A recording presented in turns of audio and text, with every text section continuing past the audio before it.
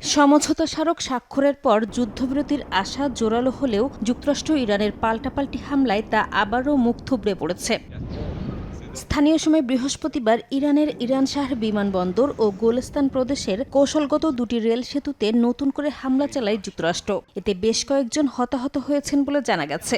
এছাড়া বন্দর আব্বাসের বিভিন্ন শহর বুশেহের ও জোঘাদাগ এলাকায়ও নতুন করে বিস্ফোরণের খবর পাওয়া গেছে। এর আগে ইরানের বিভিন্ন শহরে মার্কিন হামলার ঘটনায় বেশ কয়েকজন নিহত হন। মার্কিন প্রেসিডেন্ট ডোনাল্ড ট্রাম্প দাবি করেছেন, হরমুজে চলাচলকারী জাহাজে ইরানি হামলার জবাবেই এই হামলা চালানো হয়েছে। আর জলপট্টিতে নৌ চলাচল নিরাপদ রাখতে দ্বিতীয় দিনের মতো হামলার কথা জানায় মার্কিন সেন্ট্রাল কমান্ড সেন্টকম।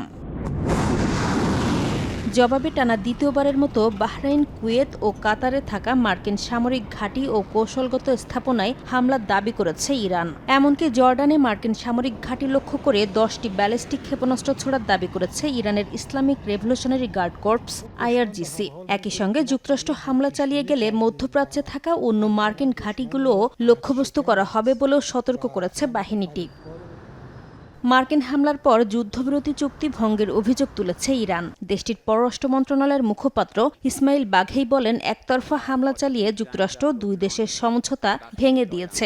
একই সঙ্গে জাতীয় স্বার্থ ও সার্বভৌমত্ব রক্ষায় প্রয়োজনীয় জবাব দেওয়ার হুঁশিয়ারি দিয়েছেন পররাষ্ট্রমন্ত্রী আব্বাস আরাকচি। যুক্তরাষ্ট্রকে নতুন কোনো সামরিক পদক্ষেপ থেকেও বিরত থাকার আহ্বান জানান তিনি।